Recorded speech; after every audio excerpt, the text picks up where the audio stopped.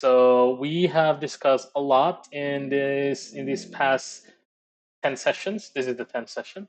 And hopefully, up to this point, you guys have started to kind of get used a little bit to, like what kind of approach is best for different types of question, different types of section, etc., etc. Right? So that's something that I hope everyone is slowly adapting to, and you're starting to realize basically where you are at in terms of capability. Okay, and that's pretty much the most important. In HSAT education, a lot of our courses are self-paced, right? We design the course in a way that you can kind of, well, not kind of, you will definitely go at the pace that suits you best, right? You're not going to be looking in the other direction, nor will you be going like, this guy is like way above me, this guy is like not as fast as me, etc. You're just going to go at your own pace. You're going to cover what you most urgently need and then build it up in the most effective way. So if you are interested in any of the courses, please feel free to check out the link in the description below, right? It's pretty affordable and pretty much money back guarantee. So if you don't achieve your goal, money back guarantee, no question asked. All right, so let's continue with our topic for today, IELTS general writing. Okay, so this is the general training writing task. This is task one. We're also going to discuss task two. I'm going to basically pile them on together because at this point in the sessions, this is our 10th session. This is where you need to start exposing yourself to a lot more question, to a lot more variety of questions, see a lot more examples, right, and dissect them so that you can understand why the answer is written in such a way, or what gets you a band 7, what gets you a band 8, etc., etc. Okay, so just a reminder, a couple of pointers as usual, right? When it comes to the general training, right? First things first, there are two tasks similar to, exactly the same as the academics section.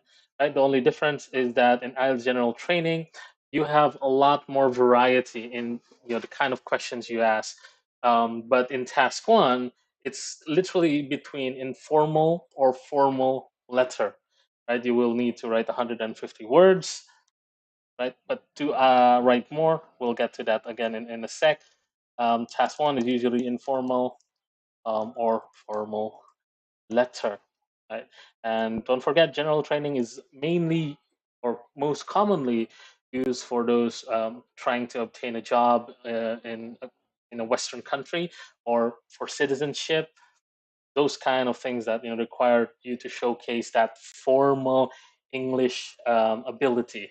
Okay, so just a reminder. And in task two, sorry, in pointer number two, don't forget the rubric. We are going, well, I at least am going to continue feeding the rubric into anyone who's watching, like routinely or even after the live stream has ended, because this is something that will help you kind of understand clearly what you need to practice a lot more, right? There's task fulfillment or achievement. There's cohesive and cohesion, um, grammar, accuracy and range, and lexical resources. So four categories that basically encompass the English ability, right? So if you want to score well in all the IELTS section, not only do you need to be aware or be fully familiar with how to answer the IELTS questions, but you also need to make sure that your English ability back up that knowledge of shortcuts, tips and tricks, etc. Okay. All right. Now let's get to the specific pointers. Right. So this is for the task one. Uh, Number one, write more, not less. Okay, always go above 150 words. Or in writing task two, also it's the same, more than 250 words. Do not write less. Please keep that in mind. If you write less, you've basically failed the first category of the rubric, which is task fulfillment. The task is you should write at least 150 words. So if you go below that, you are not going to get more than a 5, I would say. Right? Some examiners have mentioned that if you do not write more than 250, the task achievement itself, you're going to get a 4 out of 9. Right? So please make sure that you do not forget to check that part. Okay. And number two, identify the type of question. So we're going to do that in just a moment. So once you see the question for task one, you have to make sure that you are aware whether you are writing a formal letter or an informal letter, because that's also part of the task achievement, right? And it also will kind of complement your grammar and vocabulary, right? Because if you don't understand that a certain word is informal or formal, then you've basically showcased that you're not that knowledgeable in your lexical resources. So please do kind of practice that aspect as well. We'll take a look at the sample question and identify is that a formal or informal question and what it looks like. Okay, and number three, time, plan, and time your answer. So basically, you have to make sure you plan out. Now, as I've mentioned before, there are templates that you can find. In HED education, there are a couple of templates, right? If you find one specific template, please be aware that usually that's not the only template that you can use. In HED education, we do provide a lot of templates that you can kind of get exposed to, and in all of those templates, there's a specific flow in terms of structure, in terms of um, like the phrases that you can use, the conjunctions, the transitions, etc., etc. Right now, all of these would still require you to plan the context, because there will be blanks that you need to fill out based on the question. You need to plan that, because if you memorize the template but you don't know what kind of substance to put in the blanks, you are still going to struggle to get a 7 overall band, right? And not only that, right, it says here you should spend no more than 20 minutes. So in total you get 60 minutes, but this is the recommended duration that you should spend on writing task one. So 20 minutes for task one. Try not to exceed that, right? Because if you do, like, let's say, um, theoretically, you did not finish in 20 minutes for writing task one. And this also goes the same for the academic writing, right? Try not to literally spend as much time as you feel like on task one before you move on to task two. Because what will happen is in task two, you kind of don't remember, or you're not aware of what questions you got. So you ended up needing a lot more time for task two, right? So what if you exceed 20 minutes for task one, immediately move on to task two, right? And then if you have a spare time at the end, then you can go back to task one, right? Because it's quite dangerous. It's a dangerous gamble if you kind of like exceed more than 20 minutes in task one, and then once you switch to task two, there's that huge risk where you're just not gonna finish task two, right? And they're both equally important, so do try to finish both, right? So plan and time your answer very carefully. All right, now let's go through the steps. Okay, so let's identify the question type. So here you should spend no more than 20 minutes on this task. An Australian colleague is going to your country for a conference. He or she will spend several days in your hometown and has written a letter to you asking for advice about things to see and do there. Write a letter to the colleague suggesting what he or she would should see and do while he or she is in your hometown. Now, first things first, you have to take a very careful look at the person in question, right? So it says here an Australian colleague, right? It doesn't say your Australian friend or schoolmate or college friend, right? So this is like a work friend, probably, like the closest terminology that you can associate it with. But colleague technically counts as someone you usually don't have a very close associate, right? If you have probably seen some movies or animes where someone goes like, "Oh, he's not my friend, he's my colleague." So it's literally just limited to the workplace, right? Outside of work, you're not gonna have a relationship. Usually, when they kind of use that kind of terminology, right? So immediately you can identify that this is more likely to be formal, right? Because you're not going to be very or too friendly with a colleague, right? So this is a formal letter, right? Because of the colleague. Next thing is now you have to make sure you understand what contents you need to put in. So first things first, he spent several days in your hometown, right? And has written a letter to you asking for advice about things to see and do there. So it's basically just two main um, talking points, right?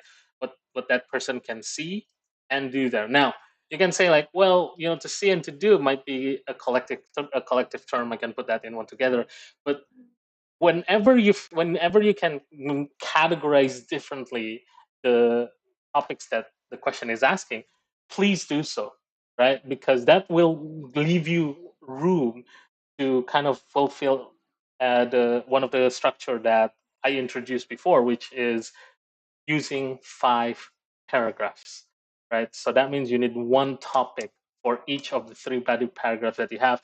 The first and the last paragraph will be your introduction and farewell or closing statement, right? So you need to try to make sure that you can um, identify at least 3 topics that you can expand in one paragraph per topic.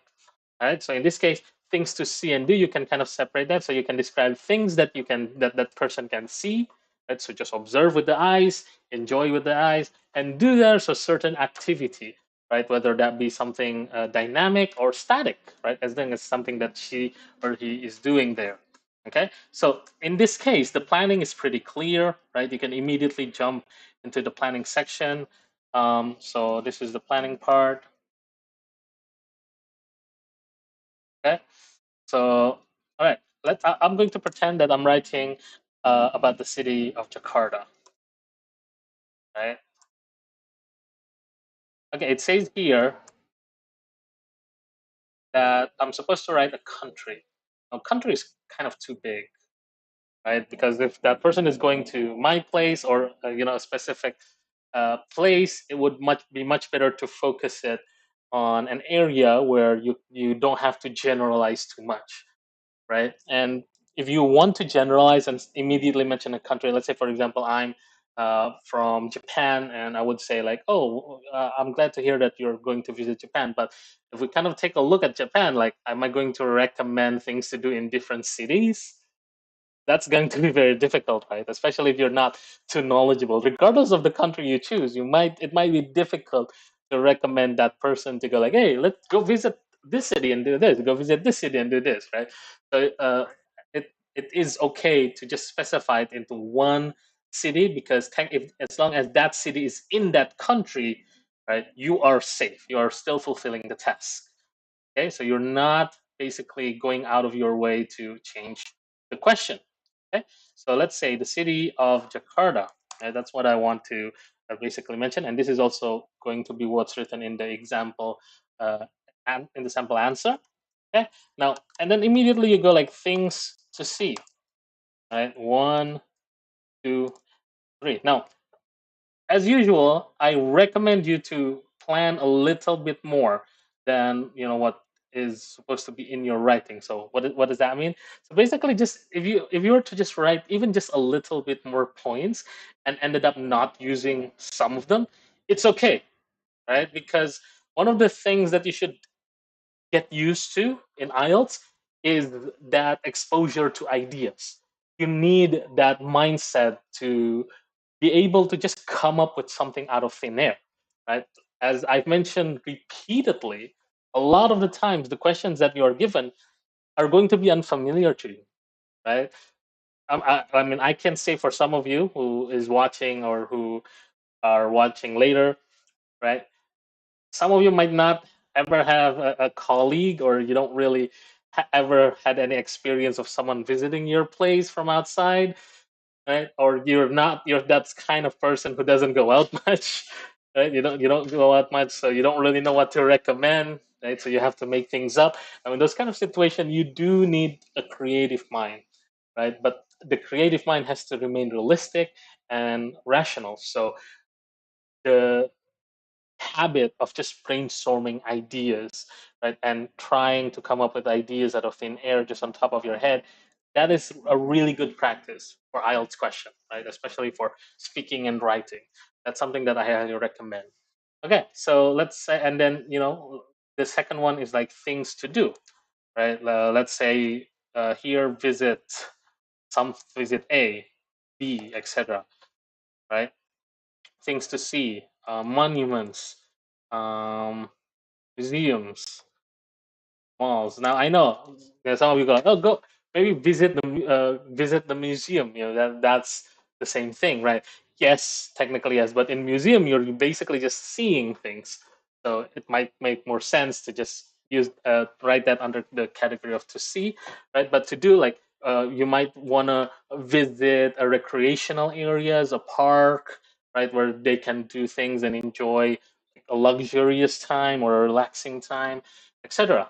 Okay. Now, of course, you need three body paragraphs, or try to push for three body paragraphs, so you can pick it in this kind of way. Like you can write two things to see, one things to do, and then elaborate each one in one paragraph. Or you can do the other way around. You write two things to do, one things to see, right? Can you kind of combine them, right? Like, okay, like in one paragraph, I discuss things to see and things to do. Yes, you may, but remember, one paragraph still has to remain focused on one topic. So instead of focusing on what to see, what to do in that paragraph, you're focusing on the place that that person should be visiting, and then list out or describe or elaborate the things that that person can do and see in that place. Okay, so that is the kind of planning you need to do for writing test one. And we're probably going to revisit this after a week or so, right? So don't panic if you want more questions. If you want more example, you're gonna get it.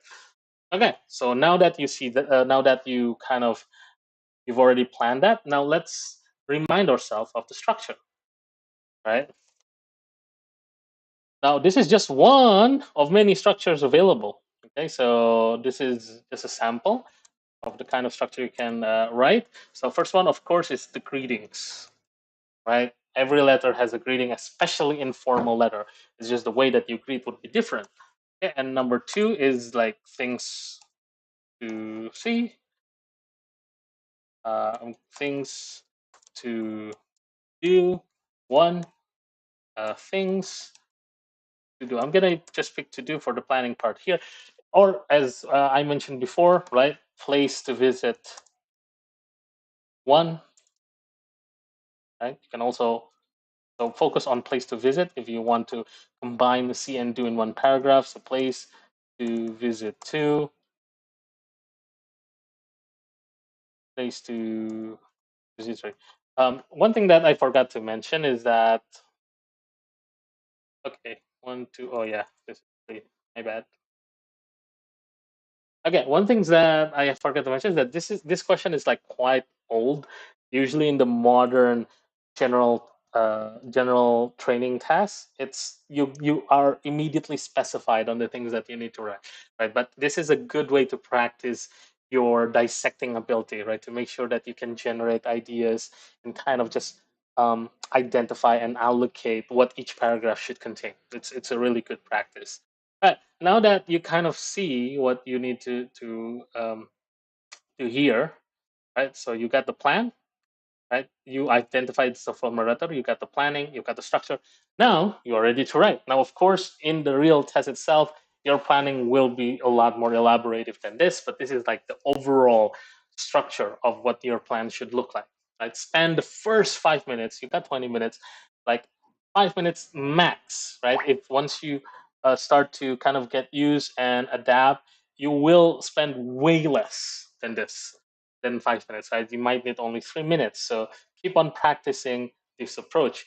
This is the one of the best way to make sure that you don't make any mistake in the midst of your writing, right? Especially if you're taking the paper-based test. It is a nightmare to erase an entire paragraph, right? Let alone like the entire um, essay whenever you make a mistake, right? Because why would that happen? because sometimes when you make a mistake, you might be erasing only one word or two words. But if you're going to replace it with a different number of words, like let's say you want to replace it with three words, you erase one, but you want to replace it with three words, you need more space, right? And you can't do that unless you erase the entire paragraph and start over and make sure that the spacing looks nice. Because if it doesn't look nice, who knows what the examiner might think. Okay. All right. So now let's take a look at the sample, the answer sample, and then we'll dissect the paragraph one by one, and then I'll I'm gonna show you guys, like what works well in that paragraph and what can be improved, right, based on the rubric yet again. All right, so let's take a look now at the sample answer. Here it is. Right, gonna reduce the size a little bit. Okay, so the name, of course, you can make it up, right? Doesn't really matter. And as I mentioned, I wrote it in Jakarta. So let's take a look at the first paragraph. Thank you for your letter, dear Mr. Milson. Sorry. Thank you for your letter. I was very pleased to hear that you will be visiting Jakarta and hope the following information will help enjoy your stay. Now you can immediately see from the tone of the word that it does sound formal. And how do you make sure of that? Let's take a look at the diction. So the task fulfillment, yes, it sounds formal, and the first paragraph is purely greetings and introduction. So no problem there with the task fulfillment. Now let's take a look at the cohesion and cohesiveness. Right? Thank you for your letter. So it started off with a thank you, right? So the sentence structure, so for the grammar accuracy and range, it immediately showcased something different, right? Because the next sentence starts with a subject, right? The first sentence didn't. So that's already two different structure that you showcase in the first paragraph alone. I was very pleased, and then there's this word very pleased. You would not usually say that to a friend, right? I doubt you would say that. You towards a friend, usually you will hear, "I'm very happy, I'm excited for you," right? Anything of that sort, right? It's great to hear that, etc. But very pleased, that sounds formal. Do you need the very? Not really, right? But in a letter, being expressive can counts towards your grammar, right, of range at the very least. uh, because if you were to kind of change that, right, into something that's way more formal, you might make the mistake of not having that accuracy, right? You do not need to complicate yourself. You do not need to go for the most advanced vocabulary. You just need to show a good range of vocabulary and avoid vocabularies that might lean towards the ambiguous side, right? Like words that doesn't really give much essence or much meaning. Okay, so here you will be visiting. You will be visiting, right? This is a future tense. Okay, I was very pleased. That's like an expression sentence. To here, using to infinitive here. So the sentence here itself, the second sentence in the introduction, this counts as a complex sentence, right? But that's what you usually want a lot of the times. You want to see a variety of sentences that's, like combining different types of sentences, making sentences complex, having independent clauses with dependent clauses, and not simply sticking to simple sentences or like one type of sentence, maybe active or passive. Well, I would not recommend, actually, I would say straight up, don't use passive sentences too frequently, right? Because especially in a letter, you want to make sure that the subject is clear, right? Okay, so that's for the first paragraph, that is already quite good, right? So there's no issues with the first paragraph. And in terms of areas of improvement, you don't really need to improve any further than that. So let's take a look at the second paragraph. First of all, Jakarta is a big and busy city. Okay, so first of all, right, that's an okay statement. Personally, there are a lot of ways in which you can express, the first points that you want to make, right? You can say something like, I would just like to make sure that you are aware Jakarta is a big and busy city, for example, right? Maybe you are already aware that Jakarta is a big and busy city. Like there's different variety of expression you can put in there, right? But will it improve? Probably just a little bit, because first of all, it's almost like you're dictating something, right? As if like that person doesn't know any better. But yeah, even though that's kind of true, remember this is like a colleague that you want to be a little bit polite with. So it can be improved just a little bit slightly, but it won't affect your grade a little too much, right? So this is an okay. That's why I said this is an okay use of that expression. Jakarta is a big and busy city. Now here is definitely one area where you can prove, right? Big and busy city, right? So there are so many other ways in which you can describe, a city that's, quite dense or occupied, right? But is it okay to say it like this? Yes, it's okay, right? But big might sound just a little bit weak, right? You can say Jakarta is a metropolitan city. Jakarta is the capital city, like something that can indicate how big the city is, right? There's better words for that. Jakarta is a bustling city teemed with life, anything of that sort, right? A big and busy city, it's an okay statement, right? But I would have chosen something that might be just a little bit more profound. Not too profound to the point where you're talking about scientific or government terminologies, right? Something that you can just easily paint a picture to your colleague. Okay, and then next, the city center of government and business. Okay, this is like probably a little bit too formal, right? This is not your boss, this is a colleague, right? You can immediately change that, like, oh, first of all, Jakarta is a big and busy city. It's the it's the capital city of Indonesia, something like that, right? Capital city can immediately give that impression that it is the center of government and all business activity. Usually, that's what is painted almost immediately with the terminology. So, in that sense, by if we were to change that into that pattern, right? Let's take a look actually. Right? Um, I'm sure. Start with that. I'm sure that you are aware. Jakarta is the capital city of Indonesia.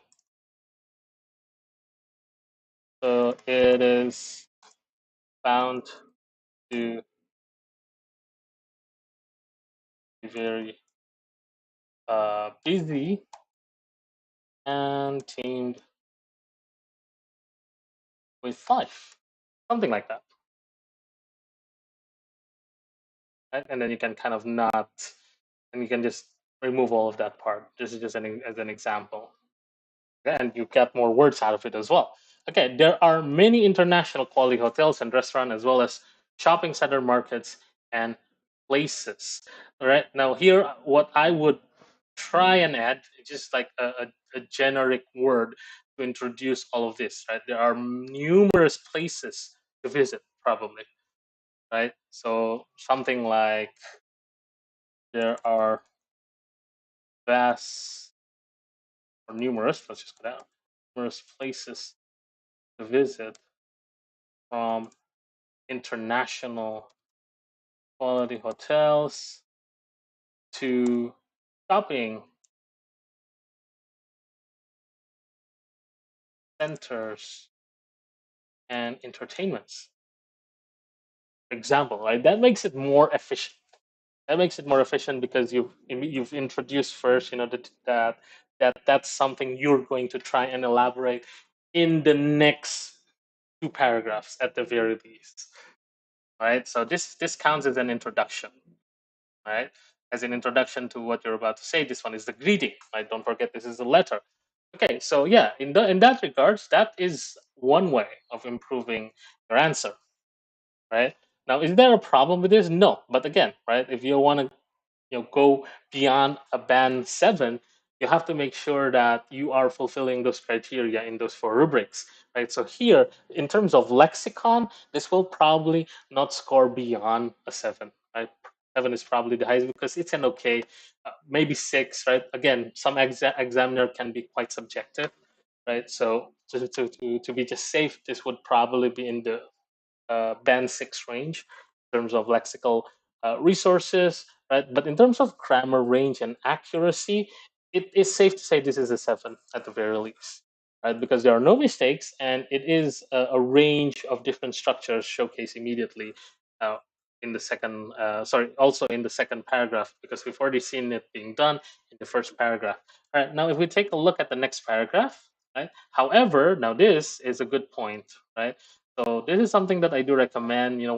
When you kind of transition to other paragraphs, start with a transitional phrase, right? Because one of the criteria is cohesion, right? Don't forget, cohesion is basically like how fluid your answer is. So that means like when you read it out loud, does it flow from beginning to end? Like, does it feel like you're being interrupted with either broken sentences or sentences that doesn't connect, right? Or with sentences that like you're forced to stop because there's no transitions, etc., right? So like however, in addition, furthermore, right? Secondly, that's like the simplest structure. Firstly, secondly, thirdly, those transitional phrases are sorry, are highly recommended when you are writing your essay, right? Because that kind of show that transition, and it allows that reading to become more smoother. Okay, I think you would like to see in some places. I think you would like to see some places that are unique to my country. I know you are interested in art and history, so firstly, I suggest you visit Monas. Now, here, from here uh, until here, doesn't really show that much grammatical range, right? It doesn't. So in the third paragraph, there are ways to improve this. So, for example, right? However, I think like instead of I think, let's be a little bit more confident with your answer. You can immediately say, "I'm sure you would like to see some places that are unique to my country." Right? That makes your writing confident. I personally prefer confident writing, or like writing that kind of shows that you know your stuff, even though if you don't. Right? So don't write words words that feel hesitant, like I think, or might, or something along those lines. Right. So I am sure you would like to see some places that are unique to my country specifically. So we can combine that. Right. Let's actually take a look how that looks like. I am that. I am sure that you would like to see some places that are unique to my country, right? Specifically, places connected to art and history, which are of your interest. Right? We immediately made that really complex sentence, right? But that kind of shows a lot more range in your grammar, and it makes it a lot more efficient, right? It avoids that repetitive usage of the pronoun, right? That's something that I also recommend you practice a lot more frequently. Like, how do you make sure you're not repeating the same pronouns? Like, if you start a lot of your sentences with I, because in letter, let's face it, that's going to be one of the most common thing that you write. It's gonna push your band down a little bit on your grammar range, right? Can you write your answer in a structure where eyes don't get repeated that often, right? Even if it does get repeated, can you minimize that repetition, like maybe to two for the whole essay, right? Or one per paragraph, for example, right? So that's something that you would need a lot of practice on, and thankfully, EdJet Education does provide that kind of practice. So please feel free to check out the link in the description below. Oh, okay, my bad. All right, and then we can continue with the suggestion, right? So, firstly, I suggest you visit Monas, right? So, my first recommendation, for example, is Monas, right? Just so that because this one is like connected to the art and history, but here we've already made that in a different sentence in the previous sentence. So this one starts with a new sound. So my first recommendation is Monas, which is the Independence Monuments. Secondly, right? Not far from Monash, you can find the National Museum, which has a large collection of art textiles and other cultural items. So this answer uses a good amount of relative clause, the usage of which, right? The WH phrase after a sentence that expand on the noun or the subject or the object in the previous sentence. Okay? Now, so that shows better range than the first part of the paragraph. So if we change that to this one, right, that would reap a better band. Okay, so if we were to just stick with this one, right, you might safely say your grammar range will be around 6.5. Right, your task will definitely be a 7 at the very least. Right, but if you kind of transition to the correction or to the improvements made here, right, that would push you beyond a 7. That is confidently an 8 at the very least. Okay, and then you can keep the remaining the same. All right, now let's take a look at the third paragraph. Right, other interesting places are the Wayang Museum, right, which features our unique shadow puppet dramas and Pasarikan. So this paragraph also uses relative clause, relative clauses, right? So here, this person uses which, and then the next one, he or she uses where you can see traditional fishing boats. So it does show a good range, but relative clause has already been seen. We've already seen this person uses relative clause in previous paragraphs. So, is there any way to kind of switch that up, right? Like try to showcase a different range of grammar. So let's take a look. Other interesting places are the Wayang Museum, which features our unique shadow puppet dramas, and Pasar Ikan, the fish market, where you can see traditional fishing boats, right? So maybe one way of switching this up. Now, not to say that you can't do this, right? But this is just to showcase that if you know other grammatical range, please try to showcase it, right? Because if you use the same type of grammar too frequently, that does not show your range. You will not get above a 6. If you show a good range, you will get a 7 at the very least, right? In the grammar accuracy and range. Okay. So, for example, um, let's say other amazing places, and just to switch up the lexical resources as well. Other amazing places are the Wayang Museum. Right? Maybe instead of using a relative clause, we use a simple subclause.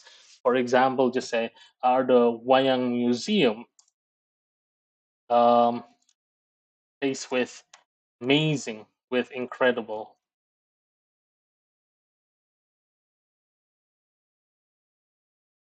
Okay, so that we repeat place there, which is okay. So as long as we don't use the word place too frequently. So incredible, unique shadow puppet trauma, puppet drama, for example, like that, right? So we remove the structure of a relative clause, right? So we just use a regular subclause. Yes, it's a slight difference.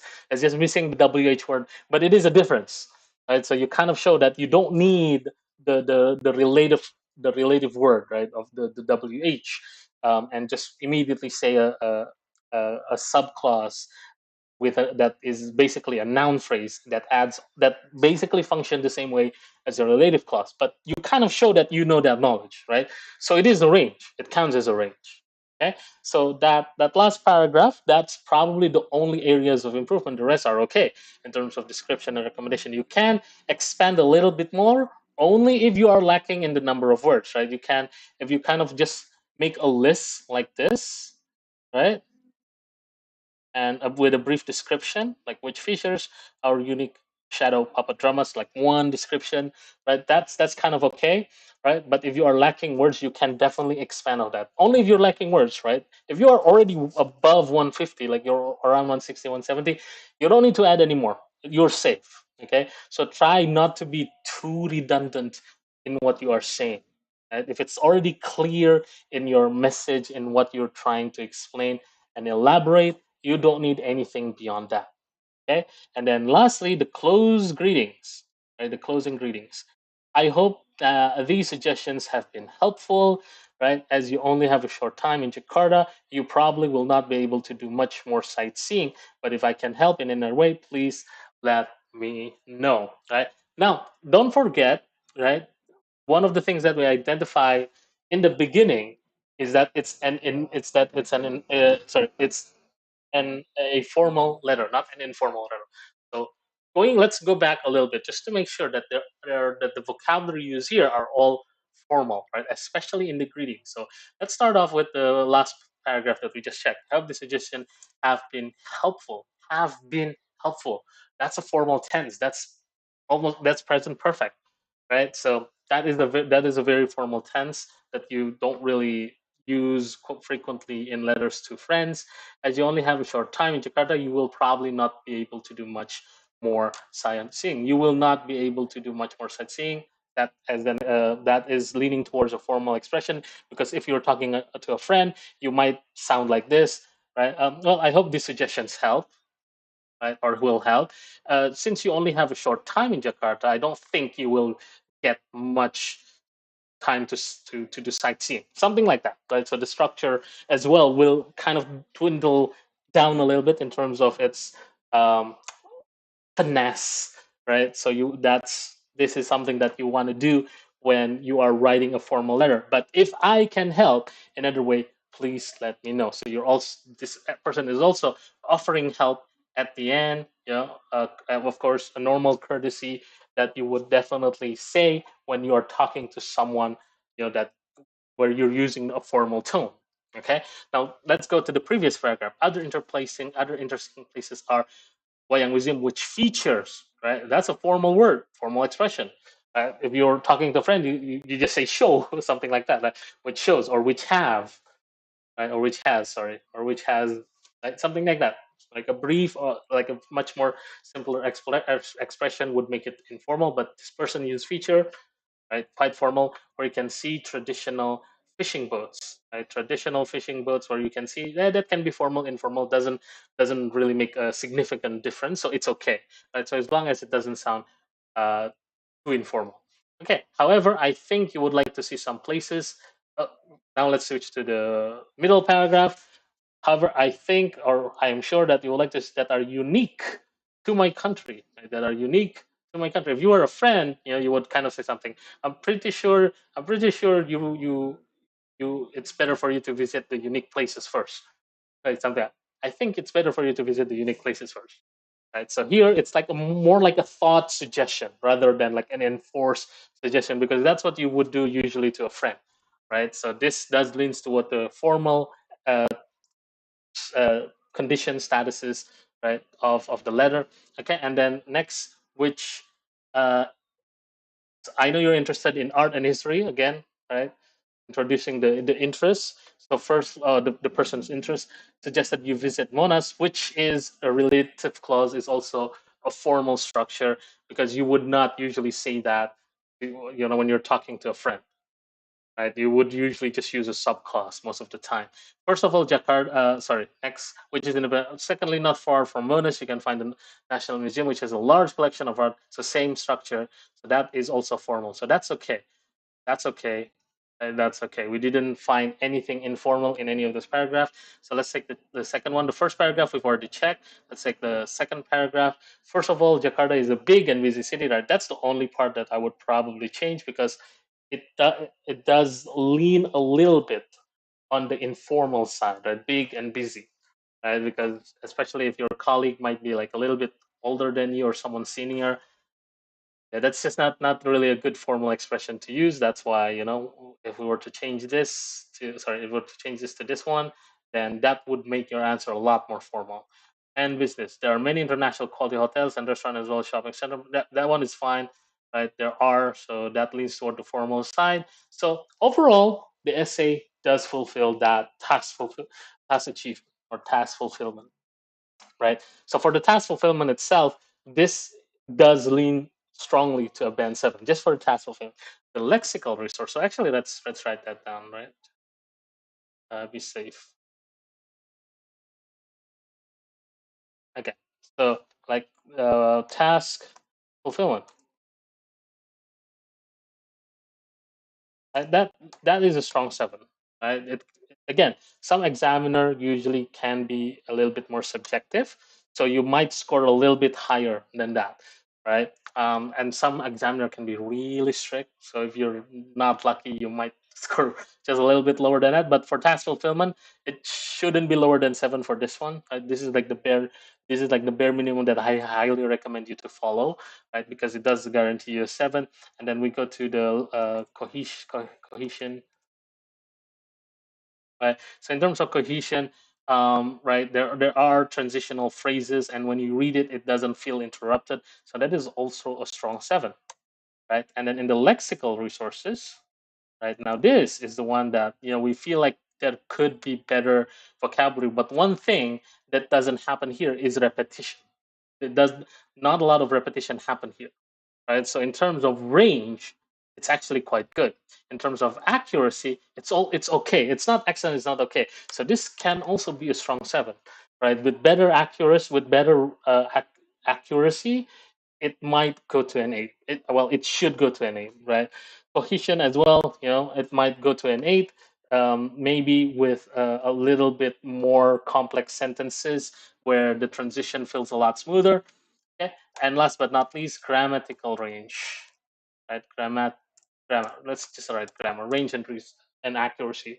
Of course, now in terms of grammar and range and accuracy, I would not confidently say it's a 7, more like a 6, right? Because it does show a good range, not an excellent range, right? Accuracy is basically perfect, but range, a lot of examiner have said that range is a lot more important, right? Well, range. So as long as you don't make a mistake, because when it comes to making sure you don't make grammar mistake, that's a lot easier to ensure than showcasing the range. Right? Showcasing the range requires you to actually intelligently think whether whether your structure is correct, like is it used accurately as well, right? But if you want to just make sure it's accurate, writing simple sentences is enough, right? So that's not something that they want, right? So here the accuracy is there, the range could use a little bit more. So the grammar would lean towards an 8. So this would definitely, like would probably give you a Band 7 at least, right? At least it can go higher. Of course, again, depending on what kind of improvements you make, right? But if it stay as it is, it's a 7, very likely at the very least, right? But in terms of like the grammar, there it is a 6 indeed, right? That depending on the examiner, it might go down to 6.5, right? But I doubt that, right? So as long as the examiner is like comprehensively objective, this should get you at least a 7, right? If you want to get higher than a 7, these changes can push it up to at least an 8. All right. Okay. Hopefully that gives you a clear understanding of what you need to do for the task 1 in IELTS general training. So that's my time. If you have any questions, feel free to leave a comment even after the live stream has ended. And don't forget, right, in terms of everything that you have watched here, HDOT Education have simplified it and make it available, for however long you want it, and it gives you a lot more in-depth explanation and better templates that you can use as well, right? um, for your IELTS journal training preparation. So if you would like to kind of just see what courses we offer, please feel free to check out the link in the description below. Don't forget, it's self-paced. You get to decide how you learn and how fast, or how like appropriately in terms of your speed, and it is money back guarantee as well. So if you don't achieve your goal, you get your money back, no question asked. All right, that's my time. Thank you for watching, and I'll see you next lesson on Monday at the same time.